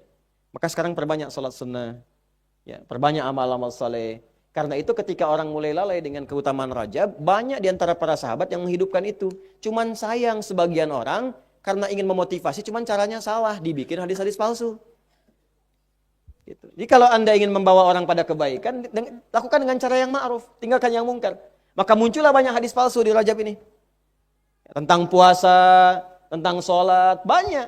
Padahal nggak pakai hadis palsu pun sudah ada hadis-hadis yang sahih. Sudah ada Quran bahkan. Maka silahkan tingkatkan, malam bangun sholat sunnah. Apa jenisnya? Tahajud ada. Ya, qiyamul lail ada. Ini nggak usah ngarang-ngarang pakai yang lain-lain. Kalau mau doa ya doa silahkan dalam sholat. Sudah ada hadisnya sahih. Ya, sudah ada kemudian ayatnya sahih. Tahajud sahih, hadis Muslim banyak. Ya, nomor hadis 749 bagi pemula. Salatul laili mathna mathna wa idza khasya ahadakumul fajr falyutir rakatan wahidah. Abu Dawud nomor hadis 1367. Itu yang menggunakan 2 ujungnya 1. Yang 443 Al-Bukhari nomor hadis 2008 dari Sayyidah Aisyah radhiyallahu taala anha. Ya. Suila Sayyidah Aisyah radhiyallahu taala anha salatin Nabi sallallahu alaihi wasallam. Ya, datang 3 orang sahabat. Ya, siapa di antara mereka? Ya, datang kemudian Abdullah bin Mas'ud radhiyallahu taala anhu, Hudzaifah al-Yamani, Ubay bin Ka'ab datang bertanya kepada Sayyidah Aisyah, bagaimana salat malamnya Nabi? Kata Sayyidah Aisyah, la tas'alu an husnihinna wa tulihinna. Ya usalli arba'an, thumma yusalli salatan. Silahkan, mau yang 4, 4, 3, 2, 2, 2, ujungnya 1. Mau yang 11 silahkan, lebih daripada itu silahkan. Silahkan latihan. Tapi isi dengan ibadah, meningkat pahalanya. Tapi nggak usah bikin hadis palsu. Makanya banyak ditemukan di bulan Rajab ini hadis-hadis palsu. Bukan amalnya yang salah, hadisnya yang keliru. Ada yang salah paham. Karena banyak menganjurkan tadi, ada 2 terjadi kesalahan. 1, banyak menghadirkan hadis palsu. Sehingga masyarakat salah paham. Gak usah sholat di malam Rajab, hadisnya palsu. Bukan sholatnya, hadisnya yang salah. Bukan sholatnya. Dan hadis pun bukan Nabi yang salah, karena Nabi gak pernah menyampaikan itu. Ada yang menduplikasi, ada yang bikin hoax. Dan bahaya orang yang bikin hoax atas nama Nabi seakan-akan memesan kafling di neraka satu tempat. Hadisnya sahih.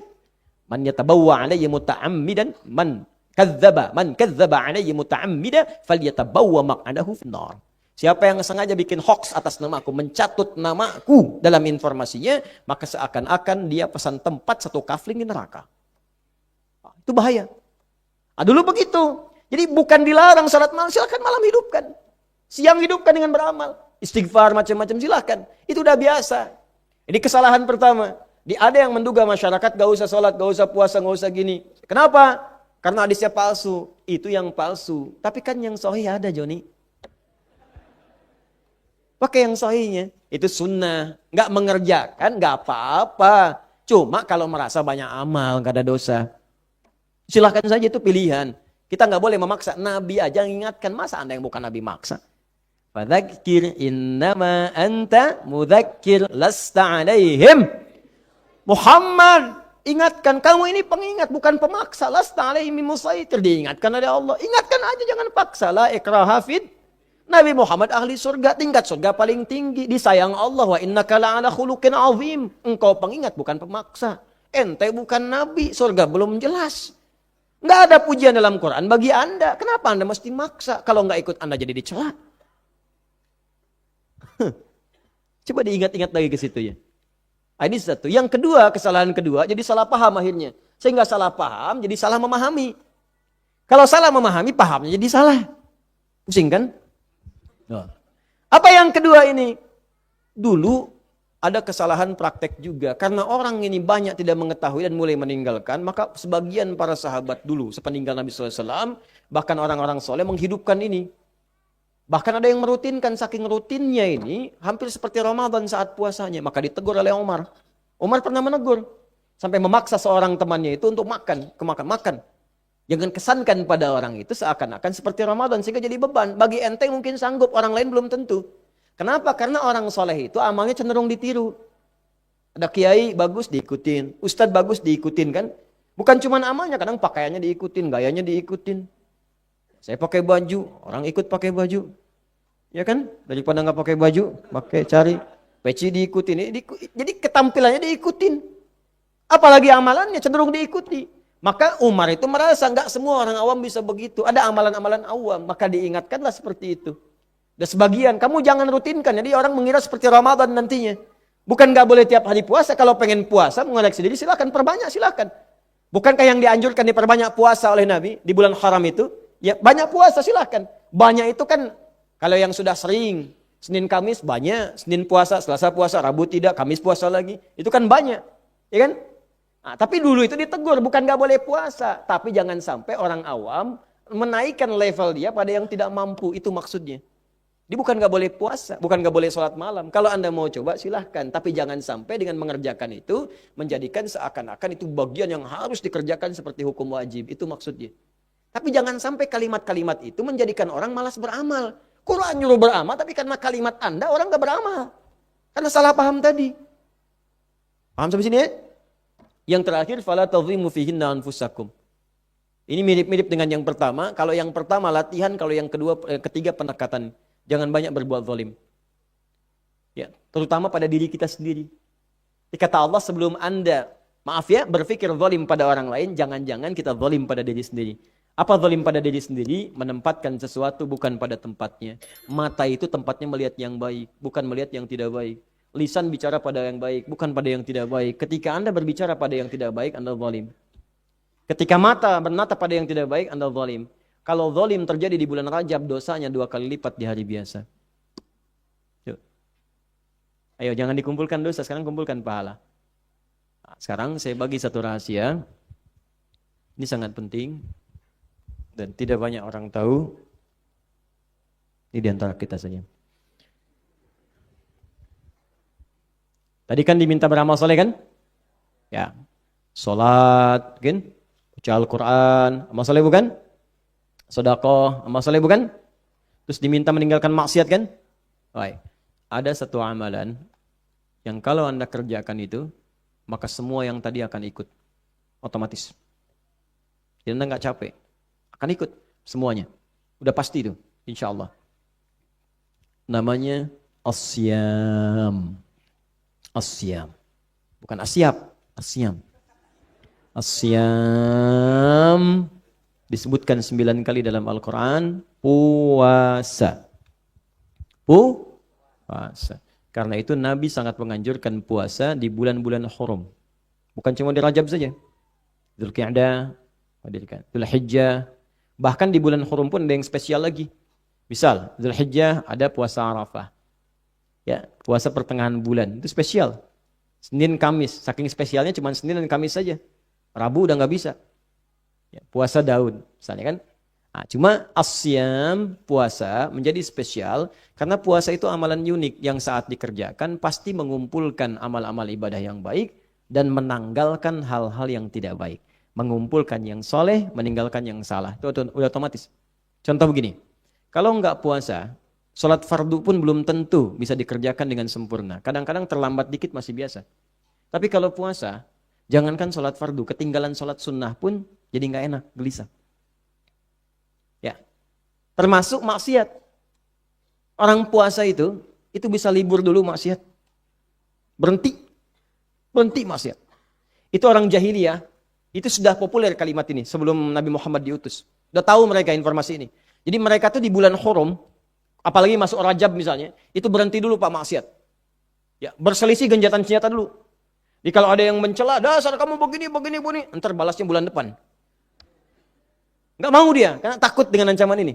Fala tadhlimu fihinna anfusakum. Di sejahiliyah-jahiliyahnya, Abu Jahal sejahal-jahalnya, itu kalau masuk bulan Hurum, berhenti dia buruknya. Terus Anda yang bukan Abu Jahal berbuat buruk, lebih daripada itu. Berhenti dulu. Belajari diri dengan baik. Tinggalkan. Caranya bagaimana? Puasa. Sebab dengan puasa itu maksiat ditekan. Ya, yakin saya. Coba di lembaga pemasyarakatan diajarkan puasa itu cepat, mempercepat kebaikan-kebaikannya. Pasti tertinggal yang buruk-buruknya muncul baiknya. Sebab mustahil orang puasa akan mengorbankan puasanya untuk berbuat buruk. Mustahil. Berat perjuangannya. Ya. Saya kan sering katakan, seorang pemarah pun kalau sedang puasa, nggak mau marah. Marah semarah-marahnya. Azan maghrib jam 6 kurang 5 menit diprovokasi. kamu begini. Dia diem aja begini. Istrinya bilang, papa tumben gak marah? Ntar habis maghrib.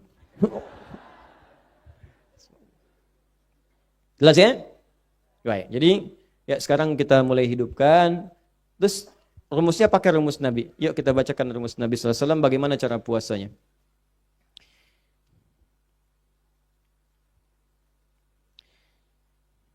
Baik, bismillahirrahmanirrahim. Ja'a rajulun ila Nabi sallallahu alaihi wasallam min bahilatin. Saya bacakan umum saja, saya sudah masukkan di sini. Datang seorang lelaki kepada Nabi sallallahu alaihi wasallam dari desa Bahilah namanya, sehingga dikenal dengan Al-Bahili. Ya, faqala dia berkata, "Ya Rasulullah, ana alladhi ji'tuka fil 'amil awal." Dia berkata, "Ya Rasulullah, saya masih ingat saya enggak?" Karena Nabi nanya, "Kamu siapa?" Ya, kata orang ini, "Saya yang datang di tahun yang lalu." Lalu kata Nabi, "Ma ghayyaraka?" Kamu kenapa? Kok penampilannya beda? Laqad kunta husnal hay'ah. Kamu dulu itu bagus penampilannya. Kenapa sekarang jadi begini? Dikurus, ya jadi memprihatinkan begini. Apa jawabannya? Fama akaltu illa bilailin mundzu faraqtuka.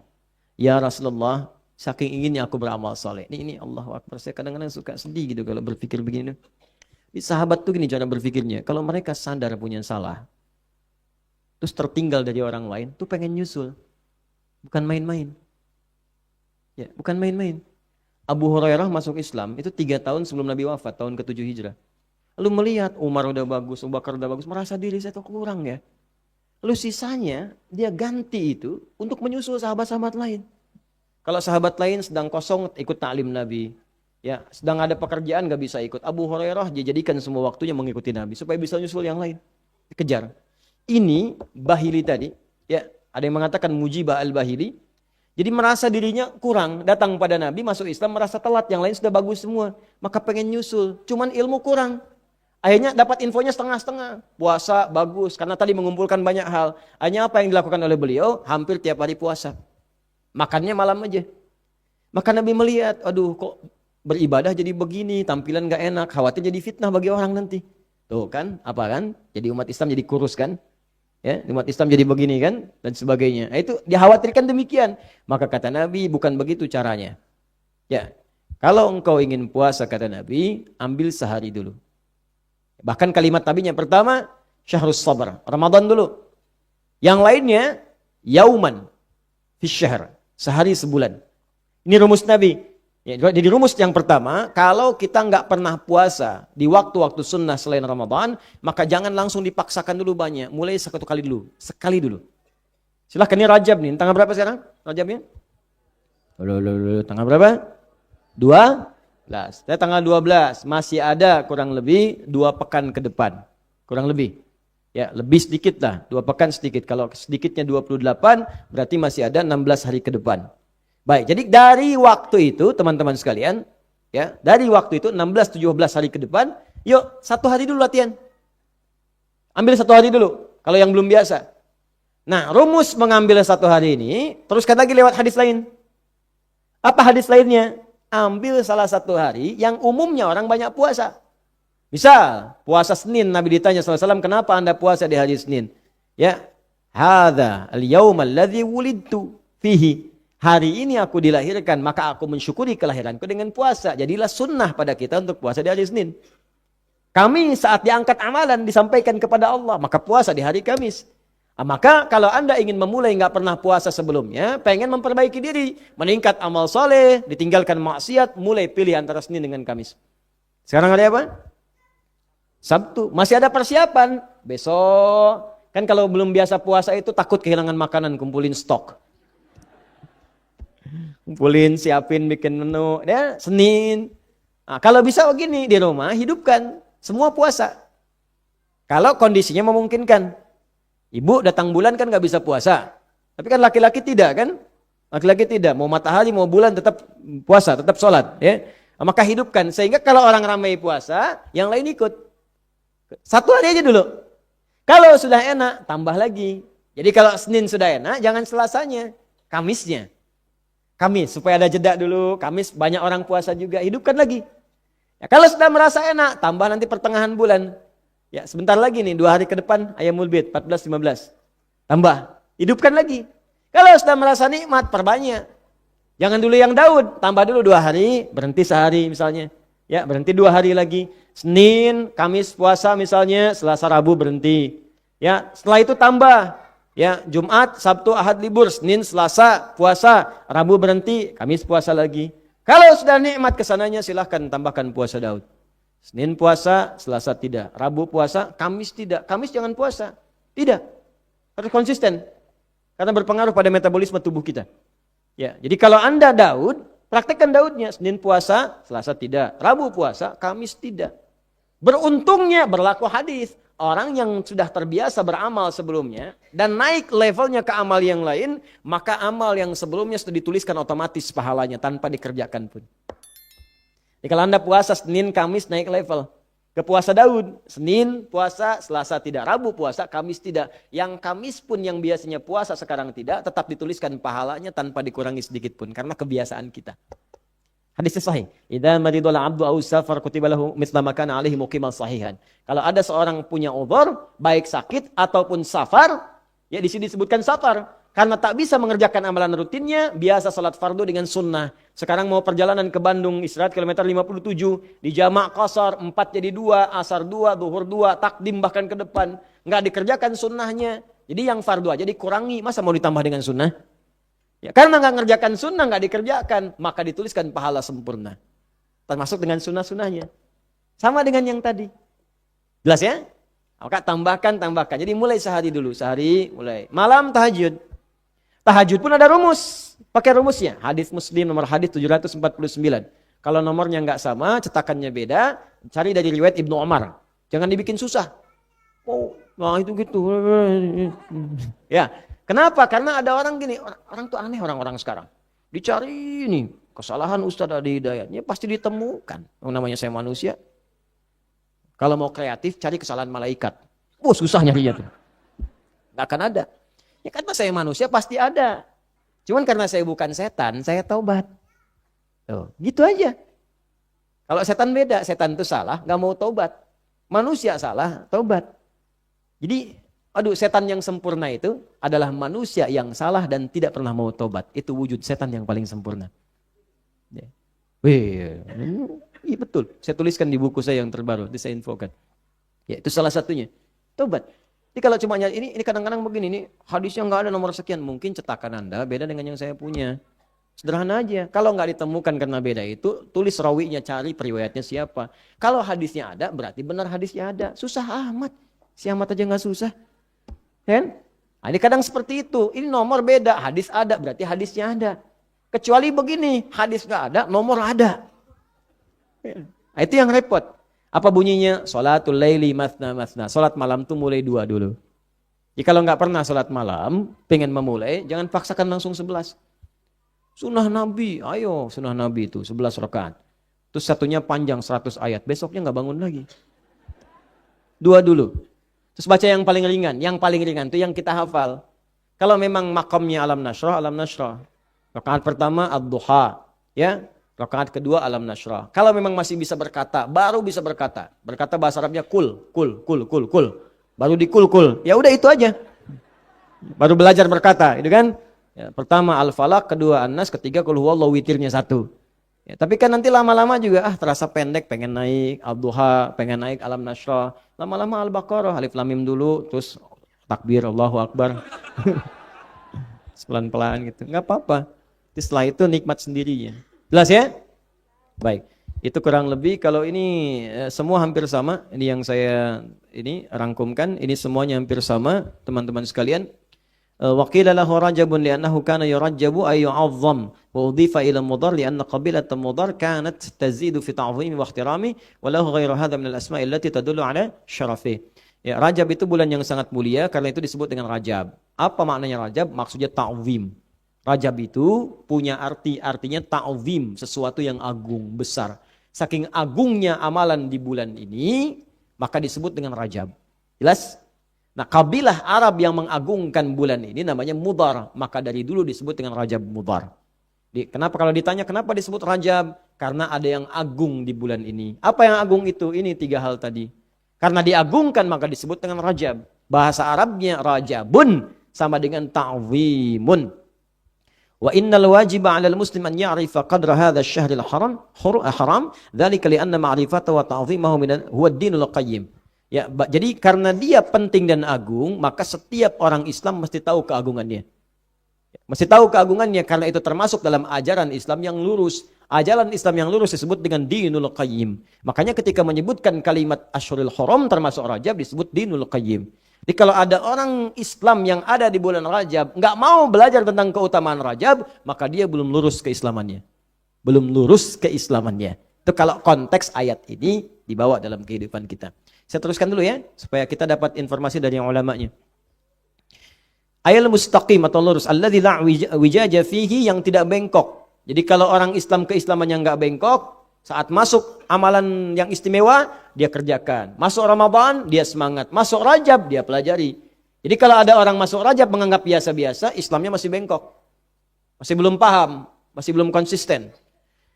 Wala dhalala, dan tidak ada ketersesatan, wala inhirafa, dan tidak ada penyimpangan. Kama yajibu alaihi an yahdhara minal ma'siyah fihi.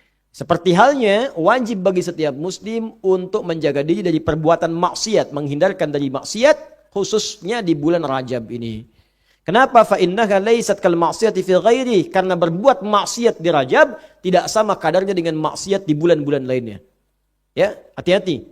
Balil ma'siyatu fiha a'zam. Harus diketahui orang yang bermaksiat bahkan sengaja berbuat maksiat di bulan Rajab itu tinggi nilai dosanya di hadapan Allah Subhanahu wa taala. Ya, tadi saya katakan dosanya bisa 2 kali lipat. Bikin hoax di bulan ini 2 kali lipat dosanya. Ya, saling mencela 2 kali lipat. Nimbun masker 2 kali lipat. Hati-hati. Awas. Ini fikih musibah itu dipakai kalau orang kesulitan, dibantu, bukan semakin disusahin. Orang kena banjir, kelaparan, pisang 100.000 satu.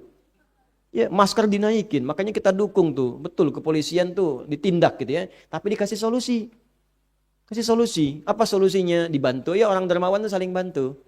Bantu, support, sebarkan masker gratis, diinfokan ciri-ciri corona begini dari Kemenkes misalnya. Terus dipetakan, ini yang suspek di daerah ini. Yang terduga di gini, yang dirawat begini. Kalau ke sini hati-hati, dari daerah ini jangan keluar dulu sehingga jelas semuanya. Nah, dari kejelasan ini kita ikuti instruksinya. Selesai. Kemudian pakai ibadah ritualnya. Karena jiwa kita kemarin saya sampaikan malam Jumat, roh kita mesti kuat. Roh ini dasar dari sesuatu. Kalau rohnya goyah, walaupun badannya sehat, ikut lemah juga nanti. Panik, takut, segala rupa dan sebagainya. Ya, saya selesaikan sebentar. Setelah itu saya coba baca ini sampai kita selesai di 9:30 insyaAllah. Wal'asi fihi athimun. Orang yang sengaja berbuat maksiat langsung dapat dosa. Awas, langsung dituliskan. Hati-hati, ini beda nih. Terfikir aja bisa salah. Ya, kaidahnya dosa itu dikerjakan, baru kemudian mendapatkan dosa. Rajab tidak, baru terfikir maksiat dianggap salah. Dan berpeluang dosa, athimun, hati-hati. Makanya jangan nekat lah di bulan ini, jangan nekat. Ya. Kama qala subhanahu, seperti Allah firmankan, ya, yang di Al-Baqarah ayat 217, ya, paling kiri sebelah atas. Yas'alunaka 'anil syahril haram qitalin fihi qul qitalun fihi kabir. Mereka bertanya kepada Muhammad sallallahu alaihi wasallam tentang hukum berperang, bermusuhan, bertengkar. Awas, hati-hati, saling perang nyata di medan di bulan haram. Qul qitalun fihi kabir. Katakan pada mereka hukum bertengkar, berperang, berselisih dan sebagainya di bulan haram kabirun. Dosanya berlipat dibandingkan hari biasa. Ayo hati-hati. Kalau belum bisa islah, belum bisa baik, jangan saling mengejek dulu, libur dulu bulan ini.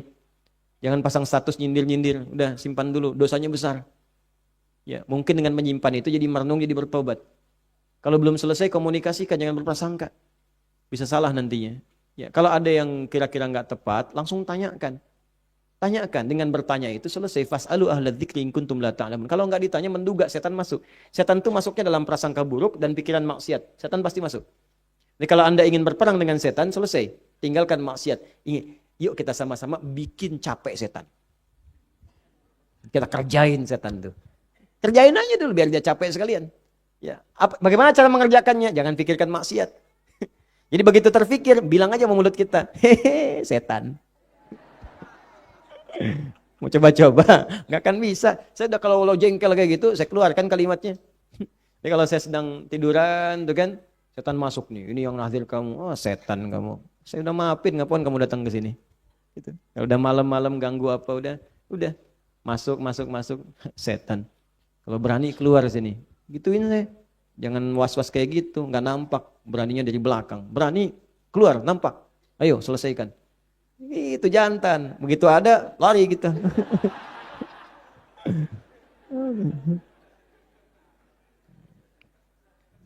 Jadi saya dulu pesantren belajar silat, latihan. Udah latihan, pas dulu kan ada radio itu tuh yang suka cerita-cerita. Saya kan kalau ini liburnya pesantren Jumat, malam Jumat tuh suka ada radio itu tuh. Tiba-tiba diputin orang pada ngumpul. Saya kan biasa aja, saya nggak terlalu suka itu. Kadang pergi masjid kemana gitu, libur-libur itu untuk meningkatkan yang lain lah. Nah, cuman kadang terdengar karena dikencengin itu. Sekali saya malam bangun tuh, ya, oh itu muncul setan. Awas, jubah putih di pohon itu, tiba-tiba. Oh, refleks saya keluar kalau berani. Saya udah latihan jurus tadi gitu. Masuk kecil tuh. Si kecil, nggak keluar juga Pak. Setan tuh sama anak kecilnya nggak berani, apalagi bapak yang pernah kecil.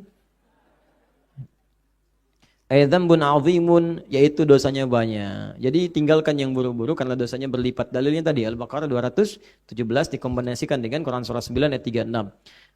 Ya, wajarmun khatirun, dan paling berbahaya. Ya, fahuwa kadzulmi wal ma'siyah fil baladil haram. Orang yang sengaja berbuat maksiat di bulan Rajab seperti orang yang bermaksiat di negeri-negeri haram, seperti sama dengan di Mekah dengan di Madinah. Ya. Alladzi qala fihi jalla wa ala, seperti Allah sampaikan, wa may yurid fihi bil hadin bidzulmin nudhiqhu min adzabin alim. Orang yang sengaja berbuat maksiat di daerah haram, kami akan timpakan siksa yang pedih kepadanya. Kalau perlu kami turunkan bonusnya di dunia. Tambahkan. Ya, walanudhiqannahum bil adzabil adna dunal adzabil akbar. Kami timpakan yang bonus kecil dulu supaya paham nanti ada yang besar kemudian hari kalau dia enggak tobat. La'allahum yarji'un. Mudah-mudahan dia balik tobat.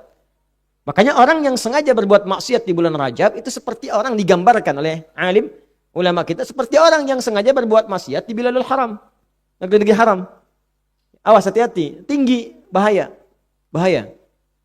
Wa min huna, ya, qala hibrul ummati wa turjumanul qur'ani, berpendapat memberikan fatwa, ya, penanya umat dan terjemahan Al-Quran, ahli Quran, orang paling berilmu di antara umat manusia, di antara sahabat-sahabat Nabi sallallahu alaihi wasallam, Abdullah bin Abbas radhiyallahu taala anhuma. Ibnu Abbas, semoga Allah meridai beliau dan kedua orang tuanya, fi tafsir qaulihi ta'ala, ketika menafsirkan firman Allah Subhanahu wa taala, Quran surah 9 ayat 36, fala tadhlimu fihinna anfusakum, kama rawat Tabari, seperti mana Imam At-Tabari meriwayatkan dalam tafsirnya, fi kullihinna thumma ikhtassallahu min dzalika arba'ata ashhurin faj'alahunna haraman wa 'azzama hurmatihinna wa ja'ala adh-dhanba fihinna a'zam wal 'amal as-salih wal ajra a'zam. Itu yang seperti yang saya terangkan tadi. Maka ditafsirkan oleh beliau, berbuat maksiat itu ditinggalkan di setiap bulan. Cuma ketika dikhususkan bulan Rajab dan 3 bulan yang lainnya, ini menunjukkan ini istimewa. Kalau ada yang sengaja maksiat di bulan itu, maka dosanya 2 kali lipat dari sebelumnya. Kalau ada yang berbuat baik, maka pahalanya 2 kali lipat dari sebelumnya. Jadi kalau standar pahala tadi 10, kalikan 2 kali lipat. Hitungan-hitungan manusia begitu. Jadi sekarang sholat 20, baca Quran 1 huruf 20. Wallahu a'lam realnya bagaimana, tapi isyaratnya terbaca demikian seperti keterangan para ulama kita. Wallahu taala a'lam bissawab. Paham? Ya, bulan apa sekarang? Tanggal berapa? Maka ingat ketentuannya, Rajab istimewa tidak? Baik, maka di antara istimewa itu ada 3 amalan yang dimaksimalkan. 1, berusaha introspeksi diri dengan banyak istighfar. Yang kedua, tingkatkan amal soleh. Sekarang bikin kurikulumnya ya. Dari sekarang. Kira-kira ada apa saja dari siang sampai malam, itu maksimalkan. Yang ketiga, berusaha memperbaiki diri dengan meninggalkan perbuatan yang biasa kita lakukan oleh tubuh kita. Bukan ke orang dulu. Jadi mata biasa ngelihat apa sampai ke ujung kaki, itu coba dikoreksi.